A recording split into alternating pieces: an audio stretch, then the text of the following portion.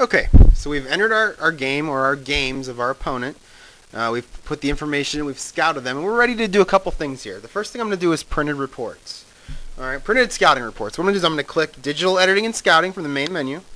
I'm going to highlight one game or multiple games. You know, if I play this team Evergreen and I have 4 of their tapes, I've got all 4 of them. I can highlight all 4 of them now, and every printed report that I do is going to come from all 4 of these games wrapped up. At the end of the season, if you've put all 10 of your own games in, you can highlight all 10 of them, and now you can look at your own tendencies in terms of play name and down and distance and all that good stuff.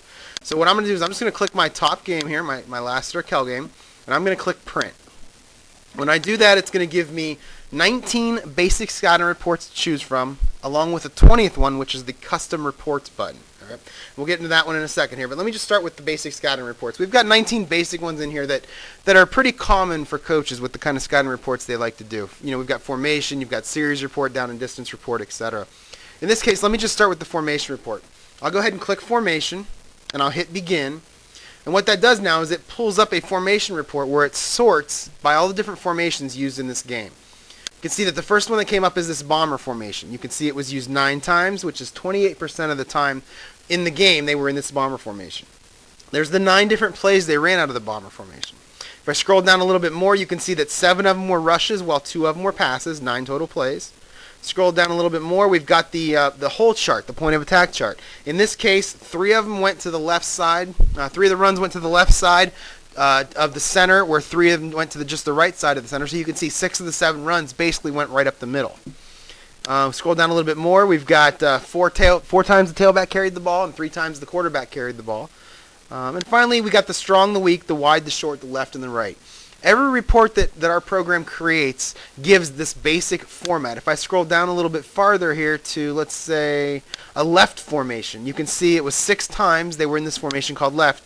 3 of those 6 times they ran a play called 53. So 50% of the time they were in that formation, they ran a play called 53.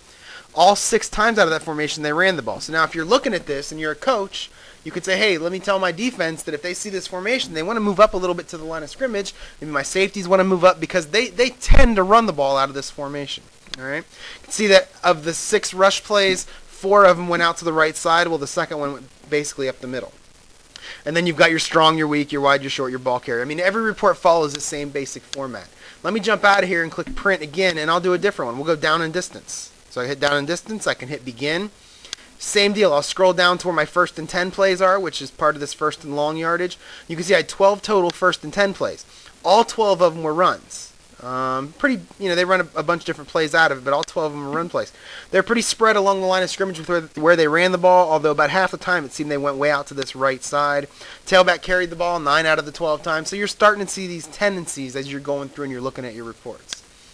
All right, that's the basic reports. That 20th one I mentioned was custom reports. I can click that now and hit begin. And with this thing here, I can ask for any situation during the game that I want.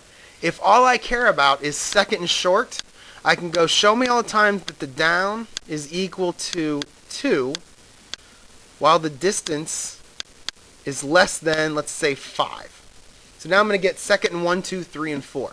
I'll go to File and Perform Search, and it's going to give me a list. There were only 2 plays during this game that happened.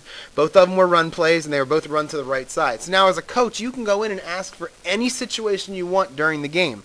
If you want certain play names from the left hash, if you want certain down and distance combinations, if you want certain play results, maybe only when the gain is greater than 20, you can use that custom report to go in and do that.